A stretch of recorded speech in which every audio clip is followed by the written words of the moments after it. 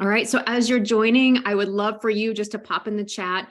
Tell me something that you're doing right now, maybe a piece of advice that is building your confidence. Or, if you, like I said, if you read the book and you took a little nugget, share a little quote, share a little something that is helping you build your confidence. I love what Ashley wrote down. It says, excelling at stretch assignments that I was nervous about, right? I want to really use that as an example because I think that nerves and doubt are just so common. And I think we feel like maybe we shouldn't feel nerves and doubt. And so when we do, it's like, oh my gosh, what am I supposed to do with this feeling? But then that feeling of actually like overcoming and doing well on the project is just huge, right? It's like, that's what gives us so much confidence. In fact, one of the things that I often say is that confidence is a side effect of taking action. If we wait to feel confident before we do anything, we'll never do anything. And if I could have everyone mute, that would be amazing. So if everyone just wants to stop and just double check for a moment that they are on mute, that would be fantastic. I know we'll have a few folks joining us today. And so that way we can hear everyone and get a good, clean recording for the folks who missed it. So Rochelle says, for me, it's to quiet the little girl voice in my head whenever I begin to doubt myself. So that's such a good tip. So what we're doing is we're just sharing tips on what you've done that helps you boost your confidence. And that can be a tip that you enjoy or just something that you've heard from the book. So let's go ahead and get started. I just want this author chat to be casual. I want you to use the chat to ask me questions. I have questions that were submitted from folks who purchased the book. Thank you. Thank you. Thank you again for purchasing the book. If you've advocated for the book on social media, thank you so much. It's just really from the bottom of my heart. There's no better way to support an author, especially during the week of the book launch, is, to share it with a friend or on social media, or even just to hop over to Amazon and just give it a 5-star review. That just tells Amazon that, hey, this book is worth it. And it'll pop it up in the algorithm and it'll show it to more people who might benefit from it. So again, thank you. Thank you for your support. And I'm so glad that you're here. So I'm going to get started in with the questions because we have quite a few. And as I'm talking, let's just, if you have more questions, just pop them in the chat and we'll just see how many we get to today. So question number 1, what is the number one thing that women can do to boost their confidence? And I see Nikki commenting in the chat and she says, identifying my true values was something that she did to help boost her confidence. And so that comment couldn't have been more timely because I want to share something maybe counterintuitive with all of you. And that is, I think a lot of times, and sometimes when women come to me, sometimes they're making a career change. Sometimes they've been promoted into leadership and they're kind of at a higher level they've ever been. And they're like, oh my gosh, I just feel so much exposure. You know what? Sometimes, and I'm just thinking of a recent client through kind of no fault of her own, just really had some just career bad moments. Like things didn't work out, a job didn't work out, a situation collapsed. I mean, it was just, we've all been there, right? And so, we're in these moments. And tell me if you've ever been there. And I know I talk about it in chapter 1, where literally it just feels like everything is collapsing in on you. I don't know. Drop me a chat or give me a jiffy in the chat if that resonates with you. Maybe like your relationships just have crumbled. I know mine have. I've been divorced. I had to call off a wedding. I had a series of job events and acquisitions that just made the job that I thought I loved totally not desirable. And you can just find yourself in a moment of like, I just have no more confidence left. I am at rock bottom. In my book, I call it poop soup. And if you haven't gotten to that point yet, you'll get it and then you'll understand. And it's just so hard. And so like sometimes when we think about building confidence, it's like, okay, well, I don't know what I should do. I don't know how to feel more confident. I don't know what I want. Oh my God. And so where I often start in how to build more confidence is I often start with my clients, like, tell me something you don't want. And I would ask you, and if you feel like sharing it in the chat, share it in the chat. You may not know what you want right now, but I want you to tell me something you don't want. Because I have a hunch that all of you can be like, oh, I know I don't want that. I know what I may not know what I want, but I know what I don't want. And you know what? I would argue that saying no to things might build more confidence than saying yes to things, because it takes a lot of courage to say no. It takes, a lot of, standing in your ground, knowing what your values are, knowing what you want, knowing what you're worth, to say no to everything that isn't that.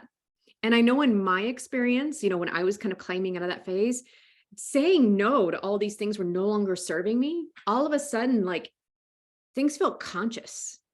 It felt intentional. And you know what? It felt really empowering.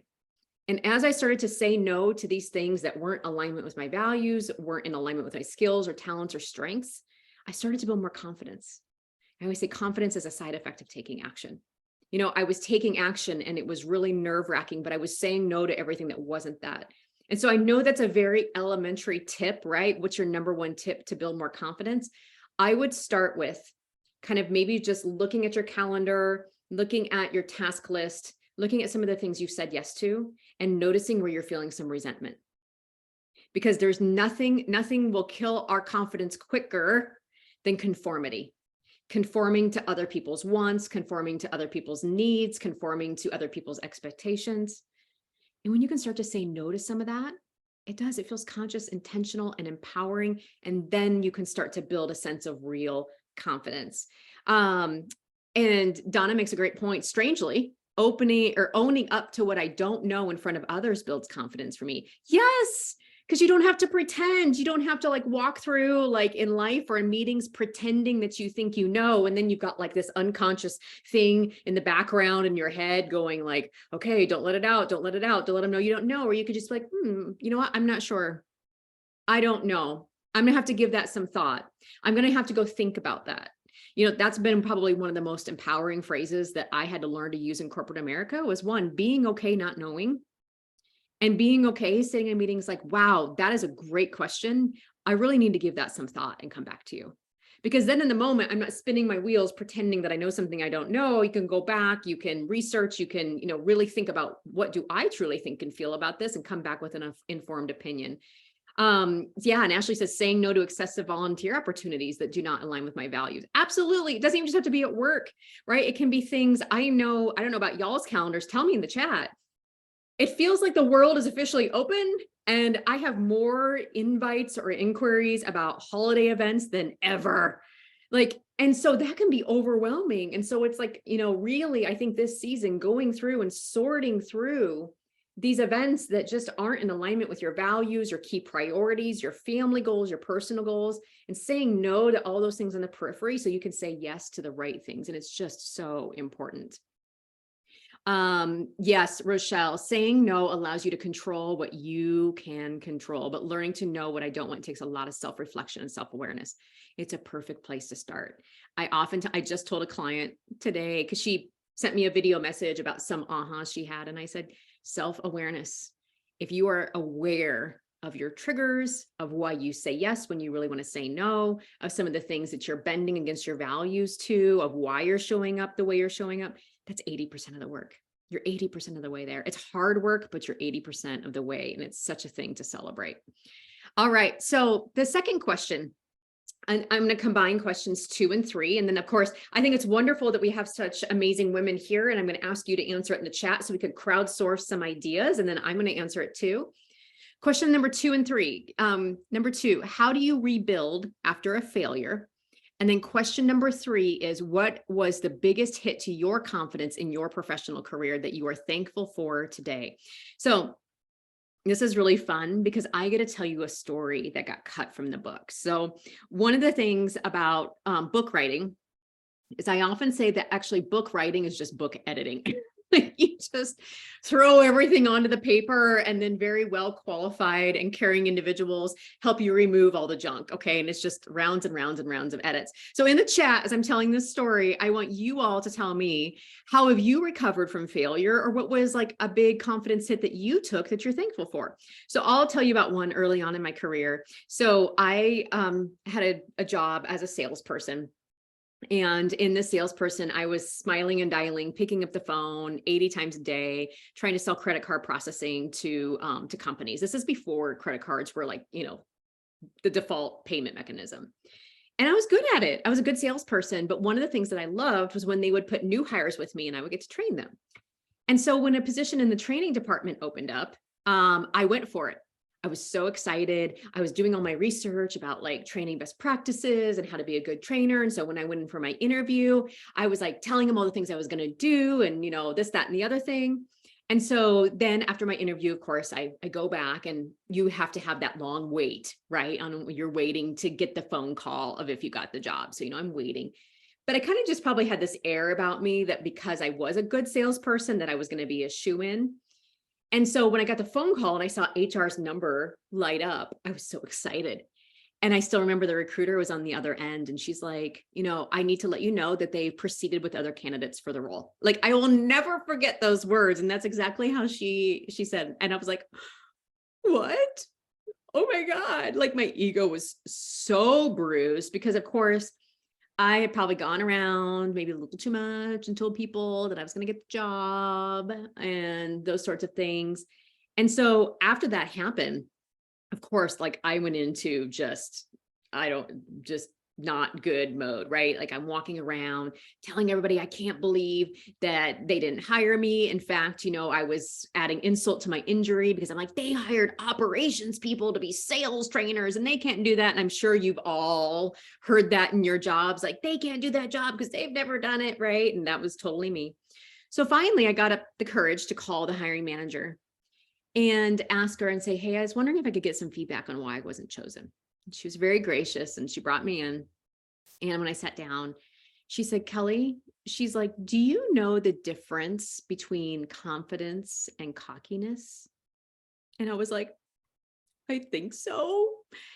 And she was very kind and gracious again, yet direct, and went on to inform me that perhaps I did not know the difference between confidence and cockiness, and just gave me some examples, very relevant examples of how I was a little more cocky than I was confident. Things like I had a sense of self-assuredness that I was a shoo-in, right? And there wasn't a lot of curiosity or humility.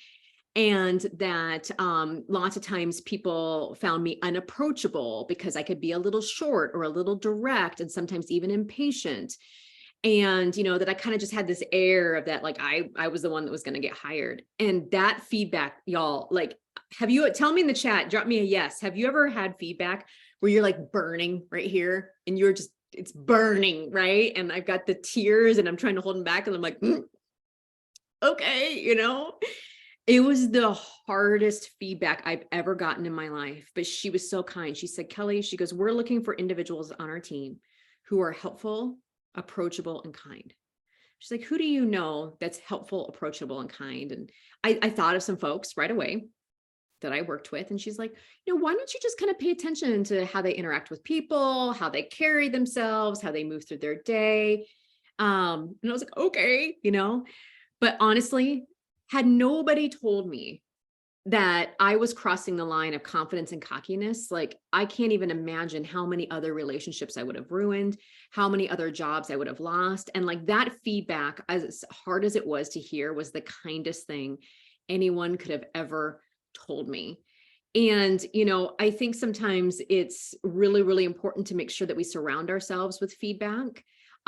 Because ultimately, even though that feedback was hard to hear, learning and getting more self-awareness on my approach ultimately gave me more confidence. I think it was even at that time that I started to discover self-assessment tools like the DISC and the Myers-Briggs. And now I'm certified in the Enneagram and that's all I use. But I really dove into self-awareness, and that self-awareness, coming back to that point, really gave me a lot of confidence because I had a lot of ahas. I'm like, oh, this is how others are perceiving me. I don't need to change who I am, but how do I need to tweak and soften my approach in alignment with my values so that I can build the relationships and the outcomes I want? And I talk all about that in chapter 3. And all of you are sharing your experiences, which is amazing because like failures are a learning opportunity. And I think too, like, let's also be very careful about what we're labeling as a failure. So if you were sitting in front of me as a client and you said, oh my God, I totally failed at this, I would ask you the question. I would say, well, tell me why you believe that that's a failure. What is your criteria for failing? And lots of times what happens is it wasn't a failure at all. It just simply didn't go the way that that person had planned in their head. Does that ever happen to any one of you? Again, just tell me in the chat, but it happens to me. And so I really have to ask myself, is this really a failure? And how do I define failure? Like that is something very clear I get folks on, because how I would define failure is, oh my gosh, like, I'm destitute living in a van down by the river, although living in a van down by the river is very fashionable these days, right?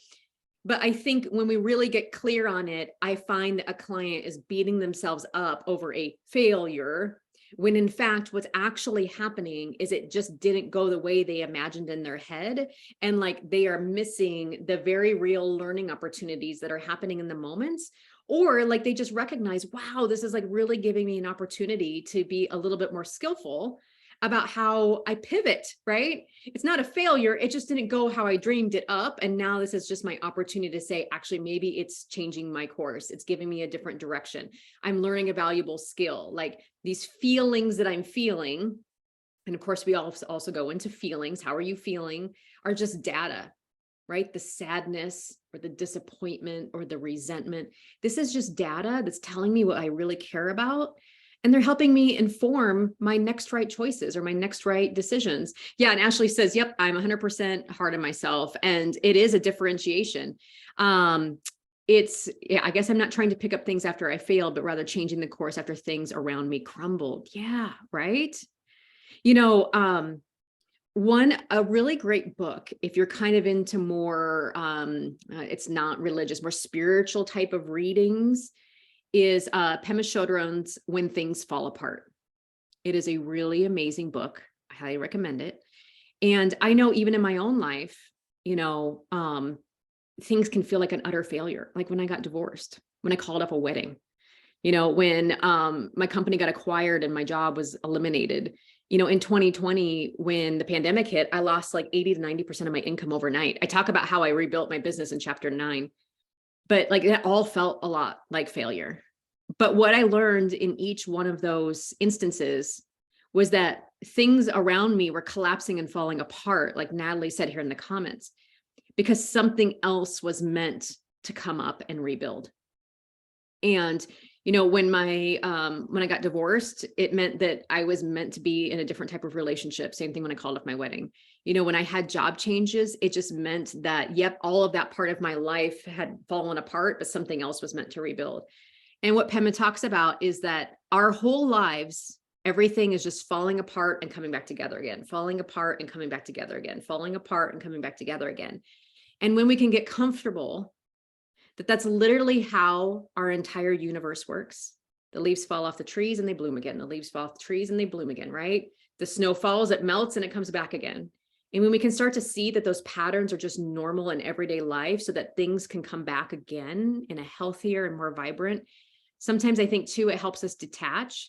It's hard, don't get me wrong. I cry, I sob, I feel all the horrible feelings, and I have all my pity parties. And it's also remembering that we have to open the space for things to come back together again. I talk about that a lot in chapter 1, and then I kind of also land the plane a little bit in chapter 5. So, all right. So I want to open this one up to the chat because this is a fun question. It's a little specific, but I think we're all going to get something from it.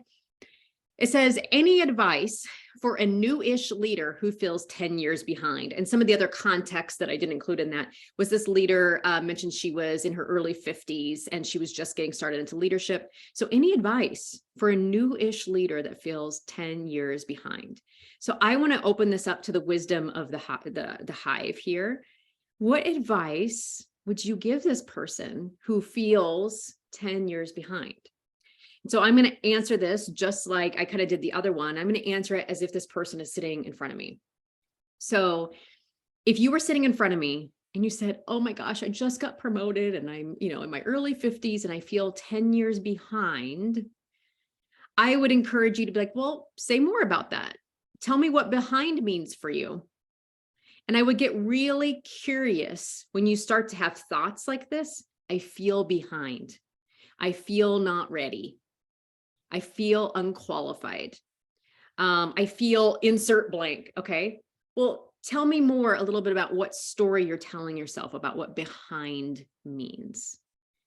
And so, I might hear something like, well, you know what, everybody else around me who's my age has been a leader and this, that, and the other thing, and whatever that is. And so I would actually encourage that person to find evidence of the opposite. So instead of saying, oh my gosh, any advice for a newish leader that feels 10 years behind, I would actually ask and say, could it also be just as true that you're 10 years ahead? And I know like sometimes when we are presented with the opposite of that, we're like, no, right? Because remember, the way that our brains work is that we are always working down neural pathways. So the brain likes the path of least resistance, okay? So it probably is true for this person. And for any of you who have like this crappy, recurring, expensive thought, like I'm not qualified, I'm 10 years behind, I'm too old for this, whatever it is, that thought has probably been running down that neural pathway for a very long time. The brain likes the path of least resistance. So every time you're met with a new opportunity, brain just goes down that path, right? It's just like a waterfall. Like I'm just going to go down the path of least resistance. But what my job is as a coach, and what I encourage all of you to do here, and what I hope to do in chapter 2 of the book, is to ask you to open up an alternate pathway. So what evidence do you have that actually you could be 10 years ahead? And really sit with that. What evidence do you have that you're qualified? What evidence that you have, do you have actually that you are capable? What evidence do you have that, you are, that you are ready for this? And maybe this individual comes up with something like, oh, you know what, I'm 10 years ahead because I know what it's like to be an employee. I've had lots of bad managers, so I know what it looks like to have a good manager. I've had lots of practice watching other leaders, and so I know a good style and a bad style. And actually I'm ahead because if I would have got this promotion in my 20s, I wouldn't have had all this experience of studying and watching different types of leaders. So I'm kind of making this up, but I want you to really challenge yourself when you have these expensive beliefs, like I'm 10 years behind, ask yourself, well, actually, how could I be 10 years ahead? And then we might get into something more practical and just say things like, what leaders do you admire, right? That, maybe haven't had a ton of leadership experience, but you think that they're very effective, right? Because just because you've had a lot of leadership experience doesn't mean you're good at it. It just means you have a lot of leadership experience. So go to some people. Who do you admire that is a newish leader and they're just crushing it? Interview them. How do they approach their day? What about their communication style? How do they structure their meetings? How do they structure one-on-ones with their team? How do they think strategically? Like ask them some of the questions, right? And just, see what fits for your unique style, see what aligns with your values and talents, and you can weave that into your approach. And I love these tips of advice in here too. There's a leader in every chair, absolutely. And I even say in the book, a woman leader is not someone who manages people.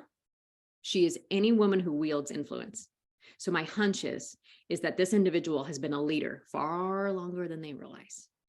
And Natalie says, this is great. What do you bring to the table that others maybe do not? Absolutely. Really owning that unique thing about yourself, right? And taking on those challenges and not afraid to be different, what Ashley says.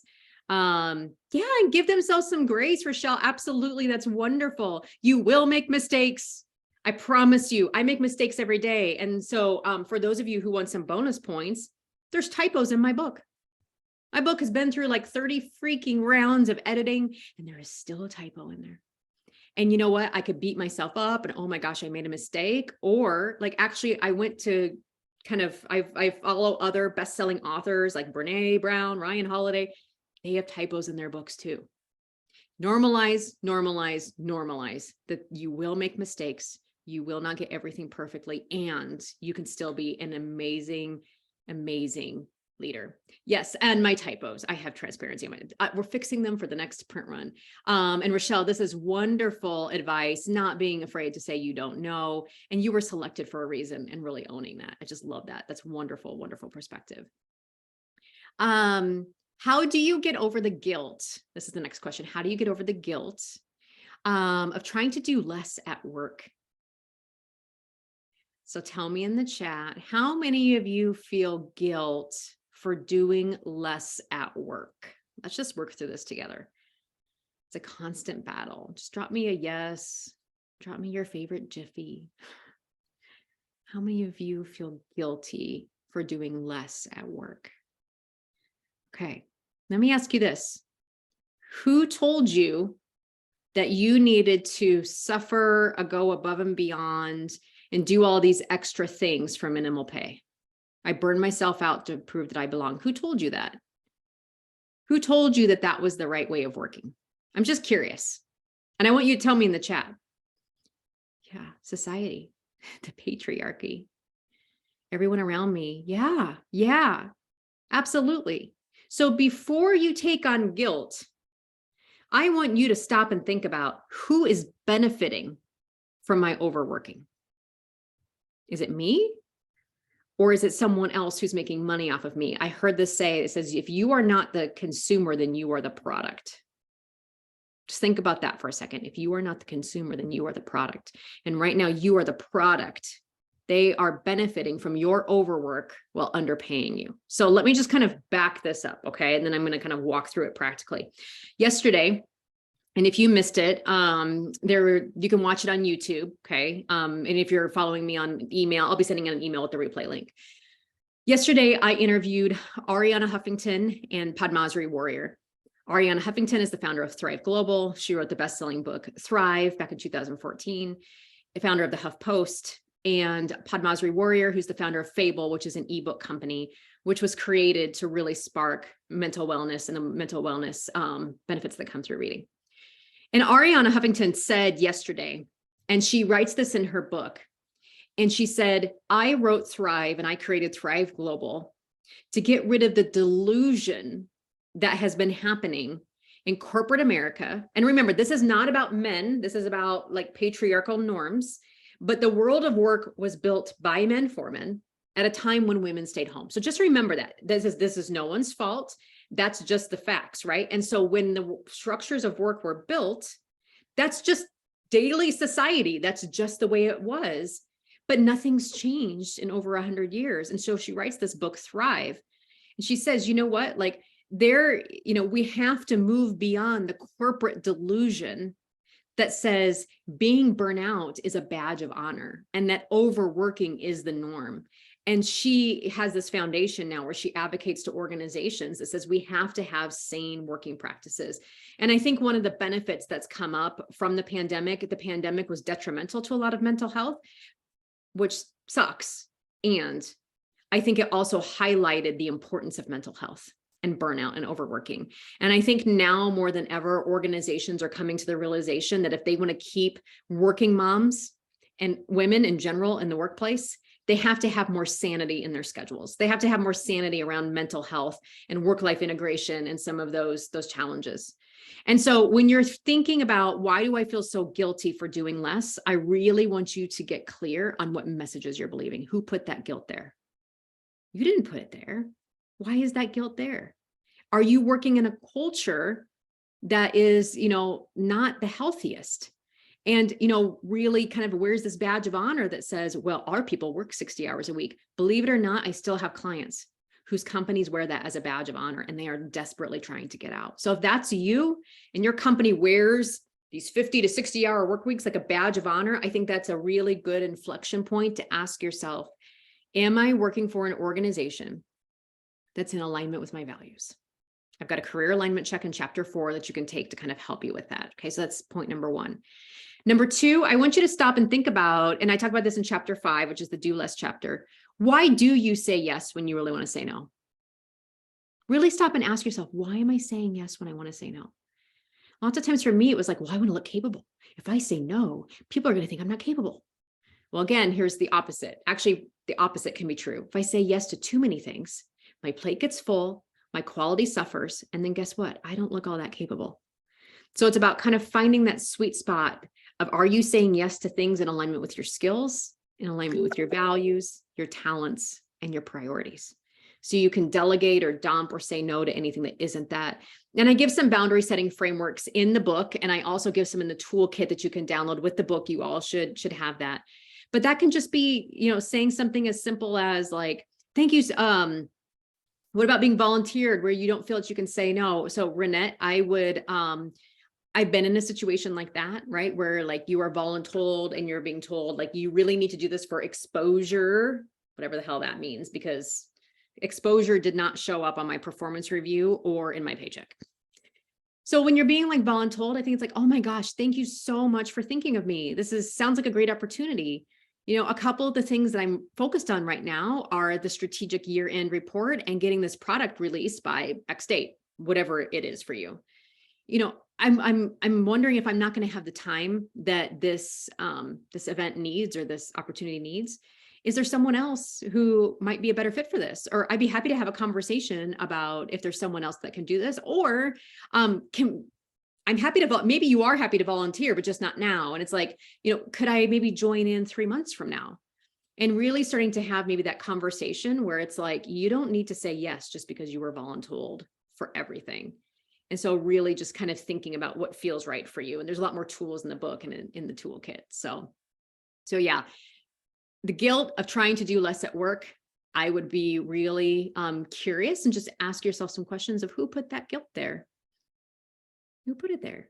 And is it yours to own?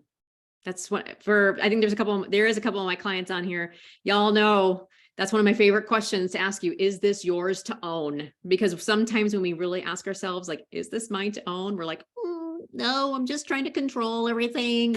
I'm just trying to make it happen my way. So, and thank you, Ashley, for the support. She's giving an example of when she was voluntold and had the conversation. You're right.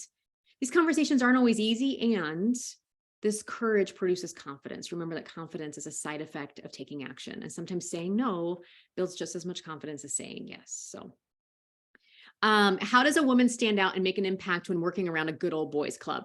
Okay, there's a couple folks in here who I know work with a lot of men still. So I would love your advice, if you're willing to give it, on how you can stand out in a good old boys club. So I grew up in finance, banking, and tech. So I know what it's like to be the only woman in the room. I know what it's like to say things and have people not even act like they heard it, and to have another male colleague say it 10 minutes later and everybody's like, oh my God, that's so amazing, right? I know what it's like to be mansplained. I remember sitting in rooms and feeling passionate about something and having like a senior leader who was a male turn to me and go, oh, aren't you cute? So I know what it's like to be a woman in a man's world because I was in male dominated industries, but one of the things that Donna is saying is to be yourself. They're lacking estrogen in the room. They need you and they know it too. Yeah, I know. Cute vomit. But that's actually what I would advocate for you to do. Just because you're in a boys' club does not mean that you need to acquiesce to boys' behaviors. In fact, you always get to choose the tone and the energy that you are bringing into every interaction, okay? And so you are always going to be teaching them how to treat you. You're always teaching people how to treat you, okay? So in those moments, do I wish I would have said something back? I was young. I was probably 28 when somebody said that to me. I just didn't have the wherewithal or the confidence, or like, I think I was just even so immersed in it. I was like, okay, but going forward, remember, you always have the ability to switch that energy. So, if you're in the good old boys club and they're making inappropriate comments, you can just simply say things like, I prefer we keep those conversations out of this meeting room. I am happy to continue when we can redirect our focus on work. And so I think it's about showing up authentically as who you are. I talk about that a lot in chapter 8 with my advocacy model, really like, showing up in alignment with your values, owning your skills, owning your strengths, speaking in a way that aligns with your values, and setting those energetic boundaries around topics we will and will not tolerate, things that we will say and we won't say, and then taking action on what's yours to do and say. So just because like you're in a good old boys club doesn't mean you need to be a good old boy. In fact, I think as a woman in the room, you set a very important tone for the new world of work that we can create. Because remember, the systems of work were created by people. And to change the systems, we need to change the people. And we can change people by influencing one person at a time.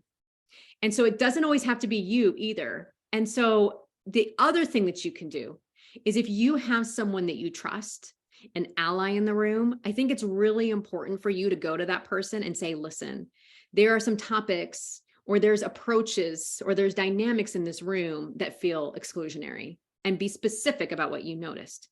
And just say, I know that this is not something you value either. So I'm just wondering if we can discuss some approaches so, that we can create a more healthy work environment, a more productive work environment, a more inclusive work environment, whatever that is. And then just say, you know what, are you willing to, in the room, when something is my expertise and I'm being overspoken, will you pass the mic to me? Will you just say, hey, I think Kelli has a lot of expertise on that. Like, that's another way that you can, a specific way that, somebody can be an ally and amplify your voice is to pass the mic. So I think that there's a lot of really awesome advice here in the chat. Standing your ground, call them out, and if needed, calling them out privately, right? I mean, we're always calling people in, never making them feel defensive, right? And I'm not saying that we excuse behavior, but being specific about calling them out in private and saying, hey, when you said this, it was perceived as that, and I felt, and I took that as this, and I don't feel that that's appropriate, or whatever that looks like for you. So good luck. And I'm hoping that as we continue to get more diverse, more of these men's only environments will slowly start to become more diverse. And you know what? This is, like I say in the book, this is not just a social justice issue. This is an economic issue. Like, when teams are more diverse, they make more money. Like, the data shows it again and again and again and again. And a simple Google search will give you the most recent data on how diverse teams are smart for everybody's pocketbooks. They just are, right? Our company does better. We get paid better. Everybody wins. How do I overcome imposter syndrome? Well, you can read this amazing book called Closing the Confidence Gap. No, really. Let me just tell you something.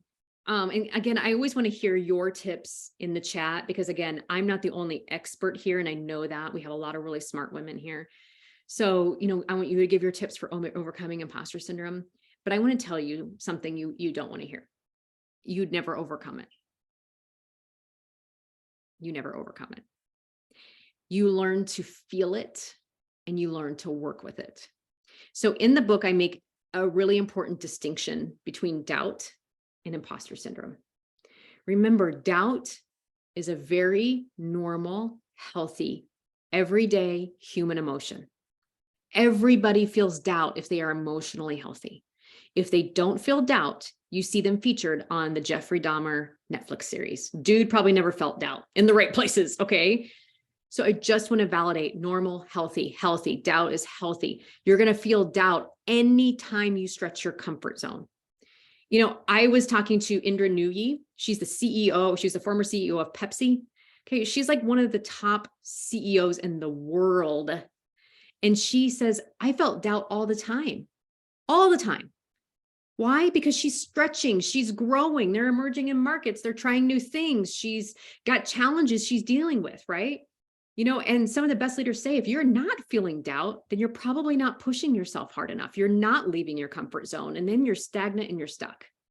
So let's just validate that doubt is a very normal, healthy human emotion. And I think a source of doubt is good because it keeps us humble and curious. I don't know if I'd ever want to work for a leader who didn't feel a little doubt. I don't think they'd be very humble or very curious. That doesn't feel very good. The difference between doubt and imposter syndrome is when we continue to allow our self-doubt to cause us to stall and play small so much that we start to internalize this belief that, oh, we're just lucky, we're going to be found out if we go for that promotion. And we systemically start to hold ourselves back. We don't go for the promotions. We don't ask for the raises. We continue to play small. We don't speak up. Doubt is normal, healthy human emotion. Imposter syndrome is self-sabotage. Now, do I feel doubt? And yes, imposter syndrome, right? That feeling, oh my gosh, y'all, I just need to tell you that when I wrote this book, there have been 2 periods of my life where I felt the most intense imposter syndrome. One, once the book was submitted and the edits were done, I was such a mess with imposter syndrome. I had to schedule appointments with my therapist. And I made it a point to get out and go on a girls' business trip so that I could just be around other women. So I could just talk about this thing and normalize this thing. I reached out, I got help. And even when the book was publishing, and I'm I feel so much imposter syndrome, and I write about it in the book that people are going to open up this book and it's going to be terrible and I'm going to be found out. Again, normalize. Everybody feels it. Michelle Obama feels it. I put her example in the book. So I just want you to notice it with a ton of compassion, because I have yet to meet a person who have criticized their way into more confidence. It just doesn't happen. So notice it with a ton of compassion. And then I just want you to name it, just like I did. Gosh, this is doubt. These are imposter feelings. This is insecurity. It's overwhelm. It's nervousness. It's a little bit of excitement, and just normalize it. Like 70% of people feel imposter syndrome. All healthy people feel doubt when they're stretching their comfort zone. Normalize, normalize, normalize. And then just reframe it. You know what? This is what stretching your comfort zone feels like. This means I'm pushing towards my goals. Drop me your favorite reframes. If you have a favorite reframe for when you're feeling all those butterflies, I would love to hear it. Okay. This could be like, oh, this means that I'm reaching towards something that's really important to me. This means I care about doing good work. And then I want you to take action. Remember, the actions of confidence come first. The feelings come second, because confidence is a side effect. So get into action. It's really hard to continue to have imposter syndrome when you're moving and you're acting and you're doing and you're engaging, right? Imposter syndrome is in your head. So I want you to get into your body. Okay. And that's all Enneagram work. That's not in the book. It's a little bit in the book with the body stuff, but I want you to get into action. Yeah, Natalie, it's so important. Like seeing leaders or people I see as impactful, powerful, successful, acknowledge they have imposter syndrome helps me recognize it as normal. And I think we're talking about it more, and I hear more successful people talk about it. I don't remember. I think I was listening to the We Can Do Hard Things podcast by Glennon Doyle and Abby Wambach. I think they were talking to, it was either Gina Davis or Reese Witherspoon. Anyways, really successful person. And they were talking about, oh yeah, and the imposter syndrome. And one of those two said, oh yeah, she's like, who doesn't feel that? So again, normalize, normalize, normalize. You can do great things while also feeling like an imposter. You can apply for that job while feeling like an imposter. So just remember that. All right. How do you manage boundaries with work, particularly multiple time zones? So tell me, drop me a yes. Is anybody in here in multiple time zones for their business? Yep. Okay. So just let me give you some examples. Okay. I have some clients who work for a global company. And, but when I mean global, a good chunk of the business is in Asia and Australia. And so if you're doing the math, that means they're working when we're sleeping and we're sleeping when they're working. And so I had this one leader I was coaching, and she was just crispy with burnout, crispy. And so when we started talking, you know, she was really successful. She was a high achiever. And as y'all know, when you're a high achiever, everyone wants you to do all the work, right? They're a global company. And so we started talking. I'm like, well, how many nights are you sitting on global meetings? She's like, 4. And I was like, whoa, like that's a lot of nights you're working all day and then logging back on from like 8 till 11. And she's like, oh yeah, Kelli. She's like, sometimes I'm on meetings at 1 a.m. And I'm like, And so one of the things that she started to do, and another one of my clients who also was working with global Asia clients, was they had to start setting some agreements, because one of the things that they started to notice was that they were always acquiescing, meaning that they were always being inconvenienced by the global time zone. They were always the ones taking meetings at 8 p.m. at night. They were always the ones saying, okay, well, I'll inconvenience myself. And I think too, that could be a very American way of working, that we're going to like inconvenience ourselves to hustle. Do you notice the patriarchal guilt thing coming, right? Because they had a lot of guilt about pushing back, because in the America way of working, oh yeah, I'll take a meeting at 8 p.m. because, you know, that's just what our company does. But for them, it wasn't going to work anymore because they were on the verge of quitting. So one of the things that they started doing was they just started to simply ask their Asia counterparts, you know, and they just said what they needed. Like, I'm on meetings 4 nights a week, and this is becoming a lot to balance with my family, my other commitments, my need for sleep. I was wondering if we could alternate the meeting times. So I get inconvenienced one week, you get inconvenienced the next week. And they're like, oh yeah, sure. We wondered why you were just so, you know, amenable to always meeting on your time. Yeah, we totally understand. And she's like, oh my gosh, here I was this time.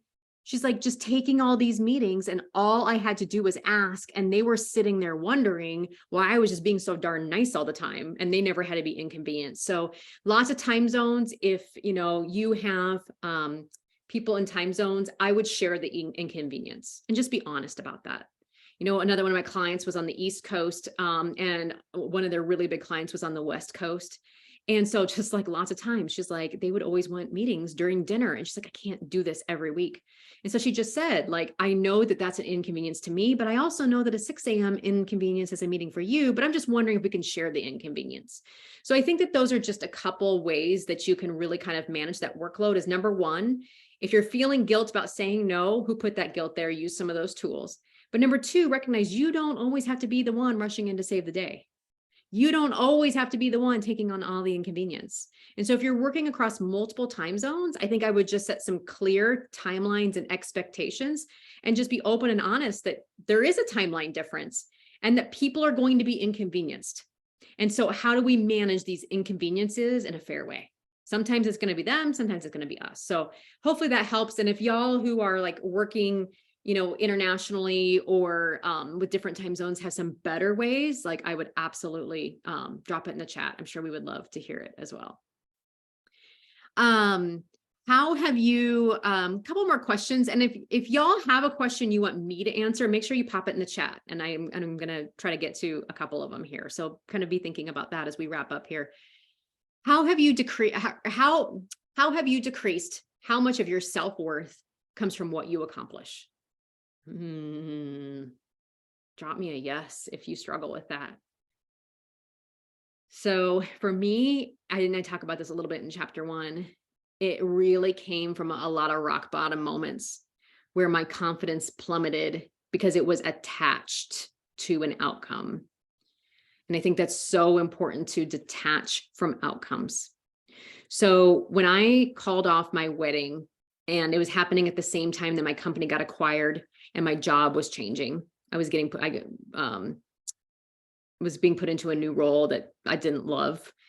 Like, so much of my self-worth, I realized, and so much of my depression and my just personal drama and tears and all the things came from, I was so entangled. My who and my do were so entangled.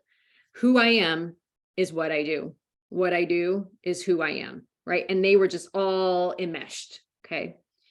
Because all of a sudden now I couldn't say that I was in a relationship. I couldn't say that I was doing a certain type of work that I was very proud of. I couldn't say I was getting certain types of outcomes. I couldn't say that I was affiliated with a certain company. I couldn't say that, I just had these other things.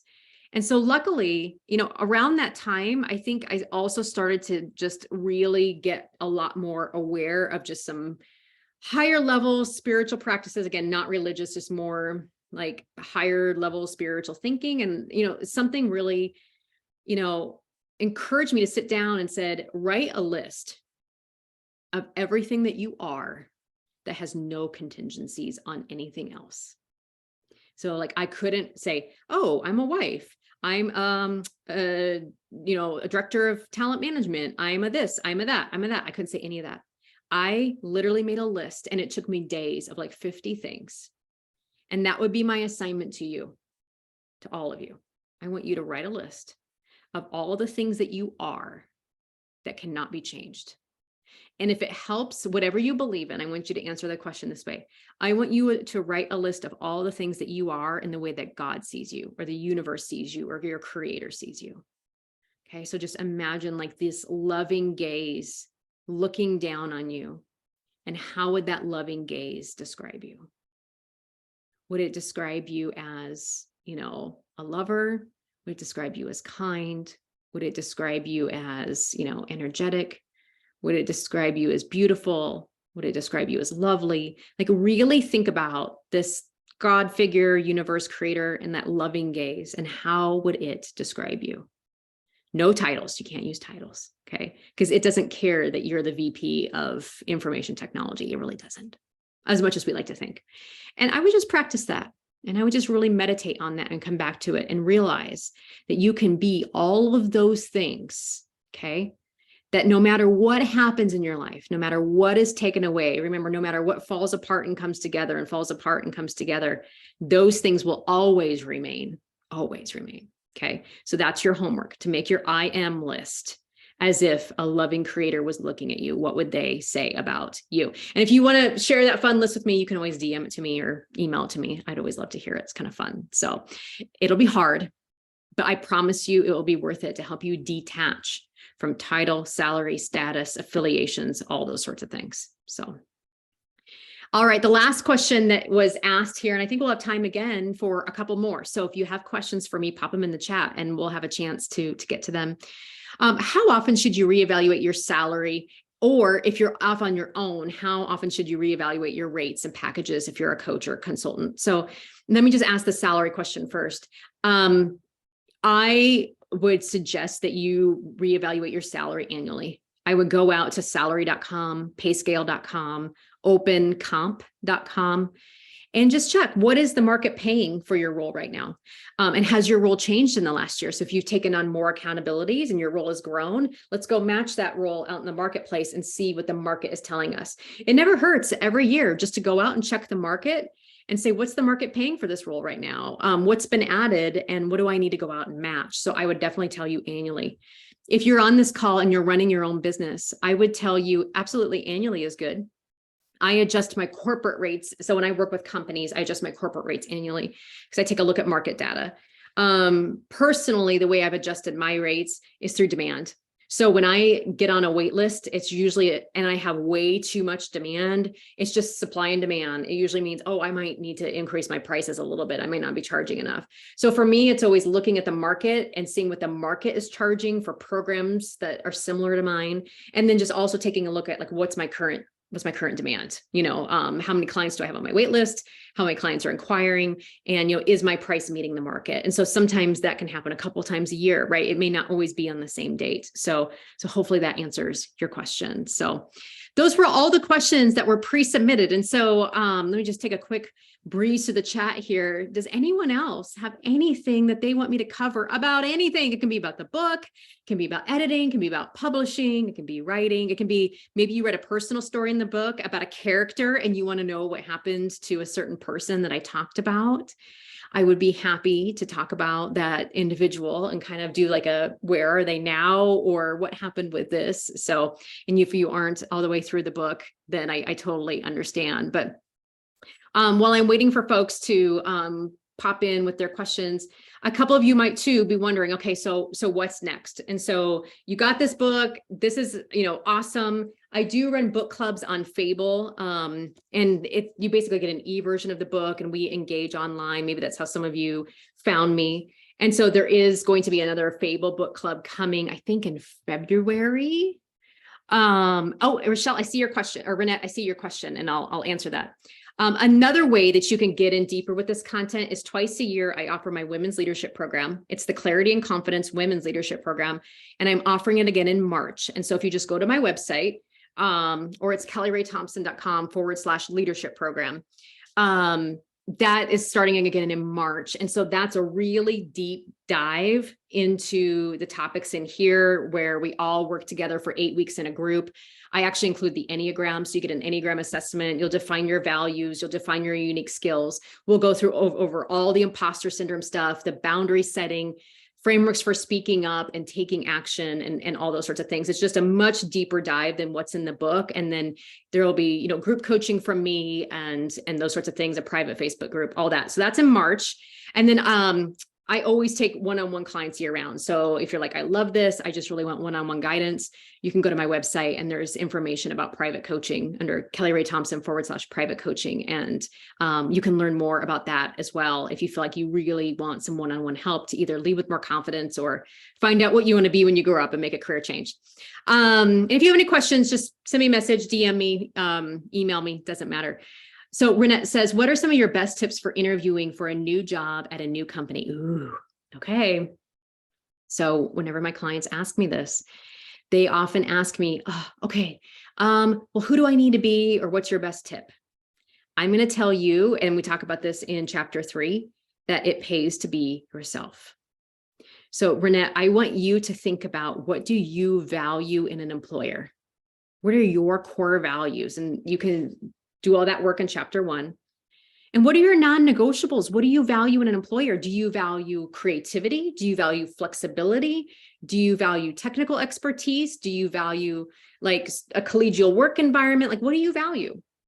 And then I want you to interview for that. You're interviewing them as much as they're interviewing you.